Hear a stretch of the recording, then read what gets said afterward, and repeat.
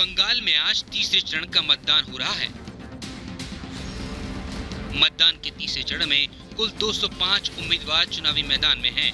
आज हो रहे चुनाव में दक्षिण 24 परगना की 16 सीटें, हावड़ा पार्ट 1 की 7 सीट, हुगली पार्ट 1 की 8 सीटों पर वोटिंग हो रही है। तीसरे चरण के मतदान में कुल 78,52,425 मतदाता अपने मताधिकार का इस्तेमाल कर सकेंगे। साल 2016 के मतदान में इन 31 विधानसभा सीटों में से तृणमूल ने 29 सीटों पर कब्जा जमाया था। इस बीच आज प्रधानमंत्री मोदी पश्चिम बंगाल के कूच बिहार और हावड़ा में चुनावी रैलियों को संबोधित करेंगे। इधर असम में तीसरे और अंतिम चरण का मतदान हो रहा है। अंतिम चरण में 40 सीटों पर वोटिंग होगी। आज हो रहे मतदान में राज्य के मंत्री हेमंत बिस्वा शर्मा सहित 337 उम्मीदवारों का भाग्य ईवीएम में सील हो जाएगा। असम चुनाव के अंतिम चरण में मुस्लिम मतदाताओं की भूमिका काफी अहम है। आज 5 राज्यों में मतदान हो रहा है, जिसमें दक्षिण भारत के तीनों राज्य तमिलनाडु, केरल और पुडुचेरी के 3 राज्य शामिल हैं।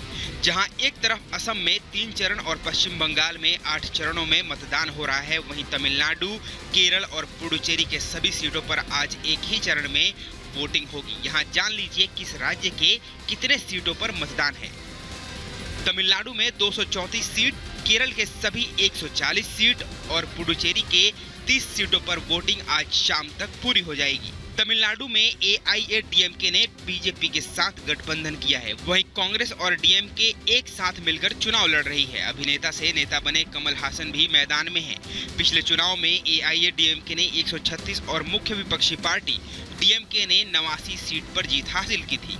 अब 2 मई को पता चलेगा कि मुख्यमंत्री पलानीस्वामी के नेतृत्व वाली सत्तारूढ़ एआईएडीएमके तीसरी बार सत्ता बरकरार रख पाती है या नहीं। आज बीजेपी अपना स्थापना दिवस मना रही है। इस मौके पर पीएम मोदी बीजेपी कार्यकर्ताओं को संबोधित करेंगे। सुबह 10:30 बजे प्रधानमंत्री नरेंद्र मोदी देश भर के कार्यकर्ताओं से वीडियो कॉन्फ्रेंसिंग के जरिए रूबरू होंगे। एलईडी स्क्रीन के माध्यम से कार्यकर्ता पीएम का संदेश सुनेंगे। इस मौके पर बीजेपी अध्यक्ष जेपी नड्डा भी कार्यकर्ता भी वर्चुअली जुड़ेंगे, उन्हें संबोधित करेंगे। अलग अलग जिलों में भी कार्यक्रम होंगे। स्थापना दिवस के मौके पर पार्टी के सभी पदाधिकारी और कार्यकर्ता अपने अपने घरों पर पार्टी का झंडा लगाएंगे। बताते चलें कि जनसंघ के नेताओं ने 1980 में भारतीय जनता पार्टी बनाई थी। 6 अप्रैल 1980 को बीजेपी की स्थापना हुई थी। 1984 में बीजेपी ने पहला लोकसभा चुनाव लड़ा, जिसमें इसे सिर्फ 2 सीटें मिली, लेकिन इसके बाद चुनावों में पार्टी मजबूती के साथ उभरी। महाराष्ट्र में अनिल देशमुख पर लगे वसूली के आरोपों की जांच हाथों में आते ही सीबीआई हरकत में आ गई है। आज दिल्ली से सीबीआई की एक टीम मुंबई रवाना हो रही है। सीबीआई की टीम जल्द से जल्द देशमुख के खिलाफ शिकायत करने वालों का बयान दर्ज करा सकती है। जितनी जल्दी संभव हो सके सीबीआई सारे दस्तावेज लेकर जांच शुरू कर सकती है। एंटी करप्शन यूनिट के हेडक्वार्टर में सीबीआई की एक टीम आज जाएगी। खास बात यह है कि इस केस को सीबीआई के डायरेक्टर खुद मॉनिटर करेंगे। देशमुख पर लगे आरोपों की जांच सीबीआई से कराने का बॉम्बे हाई कोर्ट ने आदेश दिया है। कोर्ट ने 15 दिन के भीतर सीबीआई से प्रारंभिक जांच रिपोर्ट देने को कहा है, जिस पर एफआईआर दर्ज हो सकती है।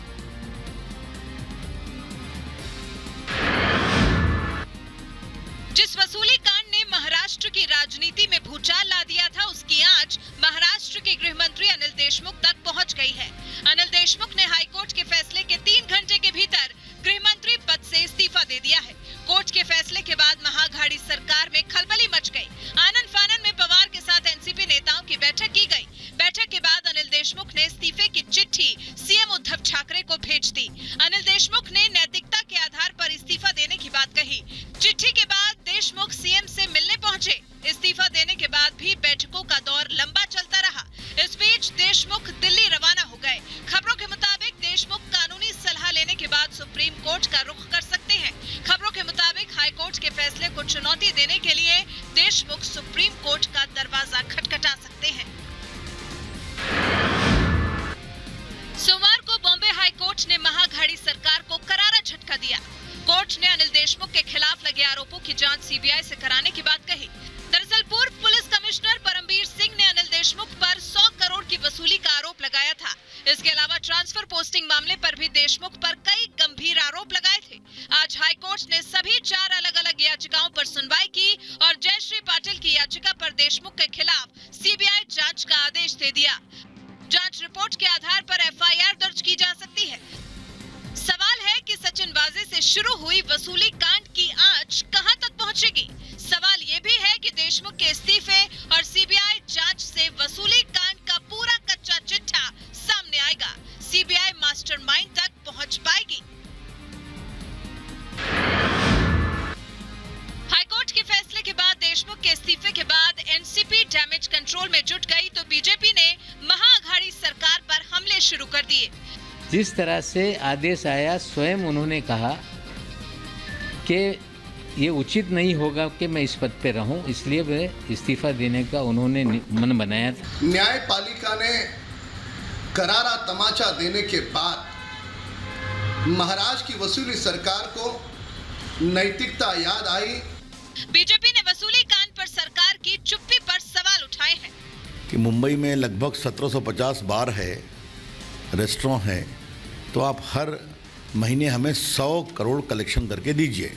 उद्धव ठाकरे जी कब बोलेंगे? देशमुख के इस्तीफे के बाद महाराष्ट्र सरकार में दिलीप पाटिल नए गृह मंत्री का पद संभालेंगे। करीब 27 महीने बाद मुख्तार अंसारी की घर वापसी होने वाली है। पंजाब की रोपड़ जेल से यूपी के बांदा जेल में मुख्तार जल्द ही पहुंच जाएगा। 8 अप्रैल से पहले मुख्तार को बांदा जेल लाने की पूरी तैयारी कर ली गई है। यूपी पुलिस की 3 टीमें अलग-अलग रूटों से रोपड़ के लिए जा चुकी है।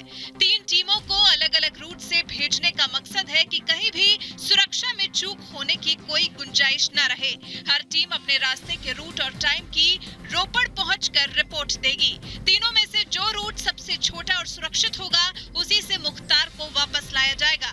बताया जा रहा है कि करीब 8 गाड़ियों से बांदा से टीम निकली है।